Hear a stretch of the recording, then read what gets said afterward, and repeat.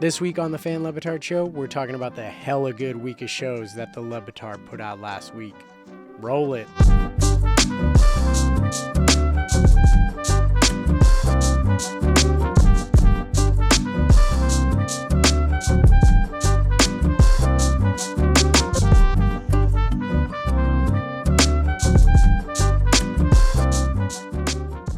Oh man, nothing like a fresh, dope, sick, ill week of content from the Le Batard show. And now they're off and we're on. Sorry to be a buzzkill if you clicked the link and was secretly hoping that this was still Le Batard show. Nope, this is the Fan Le Batard show. But stick around. See if you agree with what the stuff we're putting out, home skillet. Huh?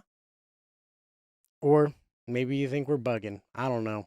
Can't change your opinion if you're already going to click away right now. But Le Batard show, last week, amazing week of shows. Want to break it all down. All going all the way back to Monday. Wanted to put something out earlier talking about this.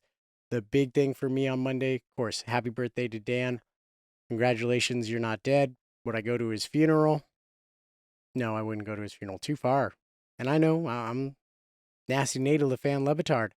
One of the biggest fans. I'm not going to Dan's funeral. Okay, maybe they'll do a show at it. I'd watch the show from Dan's funeral, but wouldn't go to it myself. Kind of jumping the gun because they did play that game not on Monday, but congratulating Dan with he's not dead, and kind of want to put it out there that I wouldn't go to his funeral. But a big thing that happened on Monday, man, I'm so sick of this buzzkill Dan Le Batard, like getting all over my boy Taylor. Dude's super chill. He's fly, rad, and Dan just needs to chillax. Take like a chill pill, brah. He's been hating on this Taylor guy for breaking the Bill Belichick story. What? Just because he didn't like break it as loud as he wanted to? Look at me right here. I'm looking right at the camera. Dan Le Batard, get off of Taylor. He is the everyman insider. I resonate with Taylor. You know what I was doing back in the summer when KD was a free agent? I was muttering under my breath, KD's going to go to the Warriors, and saying it for anybody who would listen. And you know what? I was right. I broke that story, okay? I broke it. Taylor Vipolis represents each and every person who's had a take or knew that something was going to happen in the sporting world and was telling it to themselves, telling it to whoever anybody could hear, and broke that news story. Thank you, Taylor, for breaking the Bill Belichick news story. And don't let Dan get you down. Like, that was a righteous news story you broke, brother. Keep it up. You're fresh. Maybe get some bling to commemorate that dope story you broke. And getting on the Paul Feinbaum show. You know, don't let anybody be a buzzkill to what you got going on. All right? You can count the Fan Le Batard show among the VIPs. Okay? We're booyah, Taylor. Keep it up. All right? Another big thing that happened, Mike Scherr's observations. Always love those. Best part of Mike Scherr's observations, it was probably him saying it's a contract year, and what's the best thing that the show's going to do? Have more of Tony's top fives. Boom, got him, zing. Although personally, I love Tony's top fives. It was just really funny. Like Tony's top fives for me, they've never been cap ever, and so whenever they're on, I'm like, dude, bet these are gonna be so sick when Tony delivers his top fives. And so there's Monday's set of shows, and maybe you're wondering today's Monday, what would the show have talked about on Monday? Well, there wasn't really anything, in my opinion, in the NFL that would have covered up the big story. You know, they would have gone hard on college football in the first college football playoff in those first 4 games. Indiana getting beaten pretty bad by Notre Dame, making it interesting late with that onside kick. Such a beautiful onside kick, by the way. Like that right there, that's like the perfect onside. Like just think, I had to pause and like catch myself. And like that kick, I was so lit when I saw that that kick. I was like, booyah, dude. That is how you do it. So dope. I wanted to go, like, it was cray cray how that guy could get the ball to bounce like that. He did it the second time. It didn't go quite as high on his bounce up. And if they get that, it still would have lost because they didn't get that 2 point conversion. It was a 10 point game, right? So 10 points, maybe Indiana, Kirk Signetti talking all this trash and then punting a bunch. You punting, bro? Like he really talked a bunch of trash to like punt a lot and just be super conservative. How about you go say what you're gonna do and not punt so much and wait till like the very last second to make the game interesting. Anyway, first game got everybody all up in arms. And what does Kirk Herbstreit do Saturday morning? Goes and looks like an idiot, talking about how the college football playoff committee's got to rethink things. SEC, we see it, ESPN. You're bought and paid for, ESPN. You're bought and paid for by the SEC. You are just nothing but propaganda. And when I think of ESPN, I'm like, man, used to be the bomb. ESPN, such great content. You let go of Le Batard, and now you're totally just bought and paid for by the SEC. Dodgy, and you're a bunch of scrubs now. Like I can't believe it. Like I don't know. I might be outie on ESPN and just dip and check out more of Fox. I'm just kind of like, I hear Kirk Herbstreit say all that stuff. I'm like, whatever, major loser. You want to put Alabama in? Because guess what? What happened the rest of the day? Penn State blows out SMU. That's in keeping with old Herbie there. He's happy about that. Clemson, though, they kept it close. But Ohio State comes and just blows the doors off of Tennessee, a team that beat Alabama, by the way. So how good is Alabama going to do against? But, of course, they wouldn't have played Ohio State. Lucky them. They would have played Penn State. And honestly, I think Penn State would have taken it to them. That Penn State team has like they've lost 2 games to Ohio State and Oregon, both of which have been close. And I think Oregon and Ohio State are head and shoulders better than Alabama. There, I said it. Because you know what they won't do? Well, except for Ohio State, if it's Michigan, they won't 24-3 to Oklahoma. Like this whole complaining, dude. Like Kirk Herbstreit, get it together. It was such prisoners of the moment. Smetty, you're killing it. You had the best take on Monday about the college football playoff and stuff. You predicted that we were going to see stuff like this and so many like crazy bad takes. There's always so many blowouts in the playoffs, right?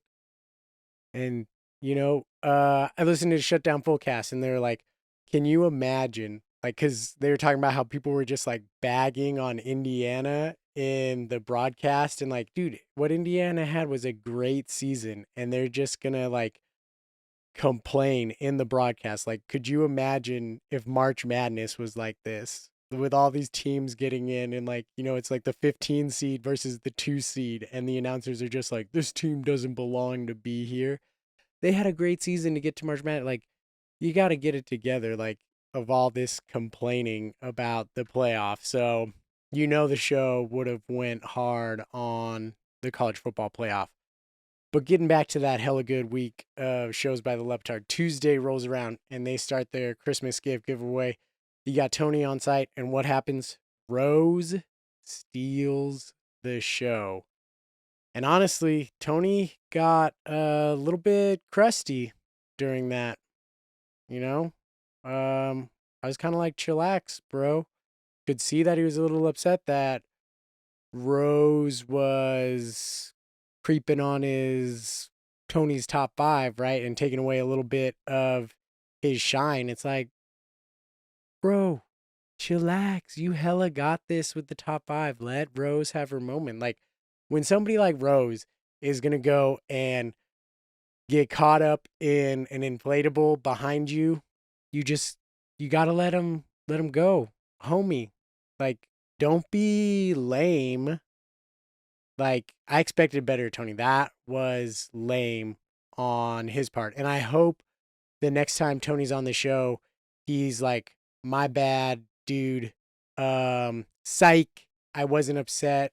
It was about something else. Like, so Tony, do better. Let Rose cook. And you know we love your top fives, bro. So keep them coming. Okay. Love you, Tony. But let Rose cook. Okay. Sorry, Tone. Another thing here though. Some people be cooking too much.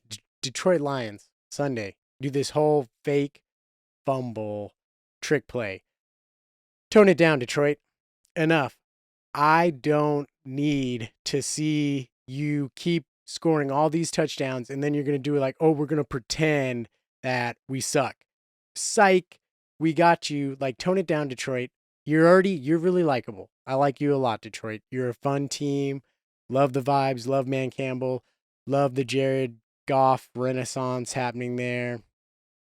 Just tone it down a little bit. All right. I got Will Levis as my quarterback. I see a quarterback stumbling, I get triggered and I turn the TV off and I walk away because I know what's about to happen is a pick six that he throws right before he gets on his knees.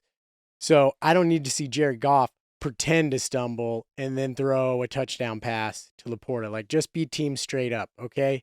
You're good enough. You shouldn't have pulled out that stop yet, okay? You shouldn't have pulled it out yet. It's too early. You're going to try that fake play.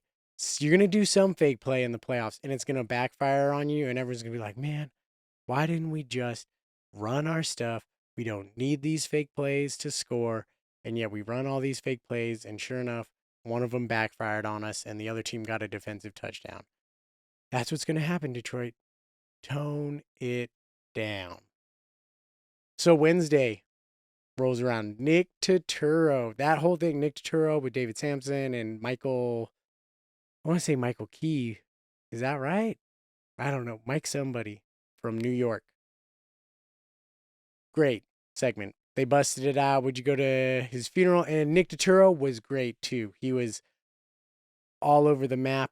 I thought it was fantastic. Shout out David Sampson. Thank you for, getting such a rad segment on the show. Like, once I saw it was Nick Turturro, I was like, swing. This segment is about to go off. I was a little bit worried because seeing the videos, this guy looks a little bit sketchy, but he turned out to be like hella rad. And I just hope this guy next time rolls around and be like, sup, dude, like, you totally sweet. Get on the Le Batard show. And anybody who didn't like that segment, you're just straight tripping and you're whack, homie.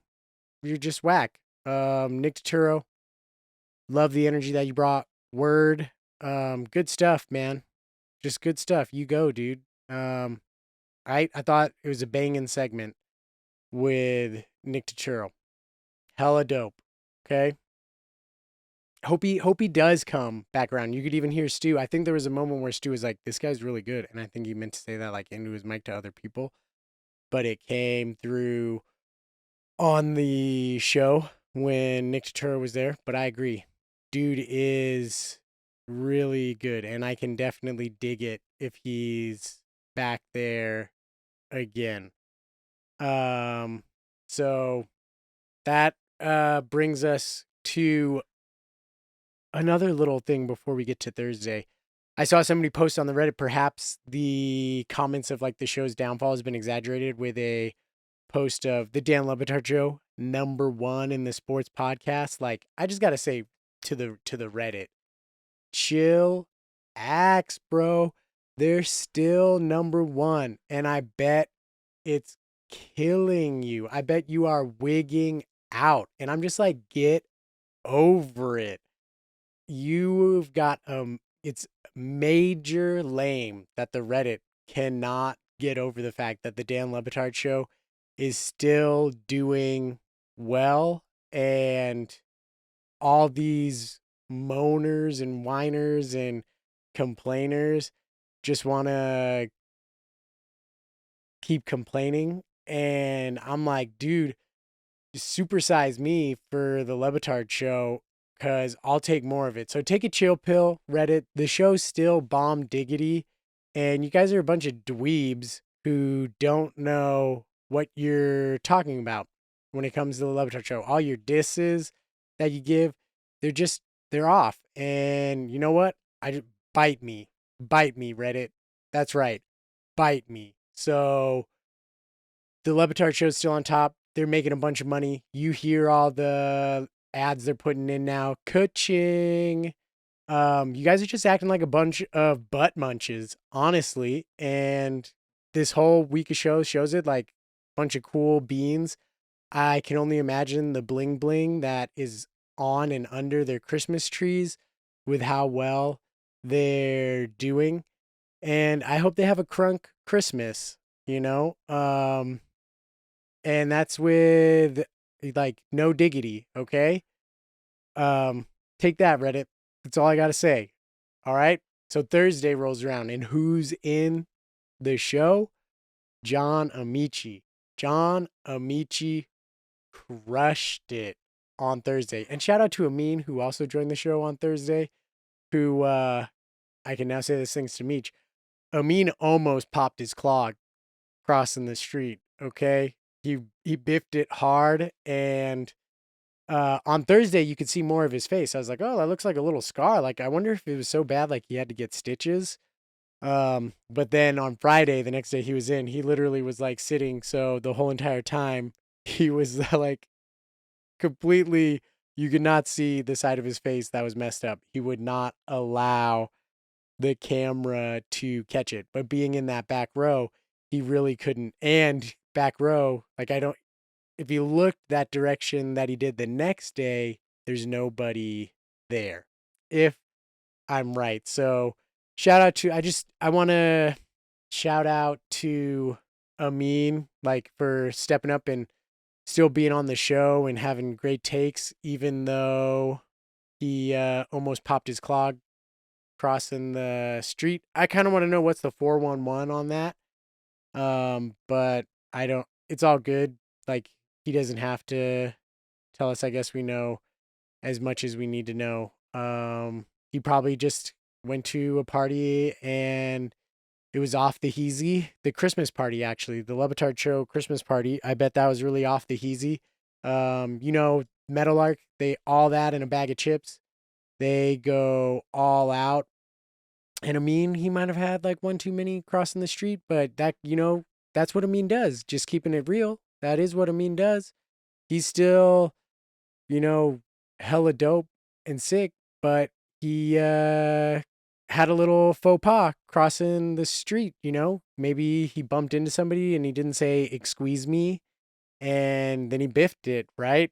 Um, but he still was on the show. Like, don't have a cow, Reddit. He was there, playing hurt, playing through injury, which I guess brings me back to Wednesday, where him and Mike had a beef and were going off about NBA, NHL, and a little bit of a tiff. And it was like, kind of wanted to tell him, like, take a chill pill, bros, chillax, relax some. We know Mike and Amin are hella good dogs. They're bros, all right? They're homies. And that's what homies do.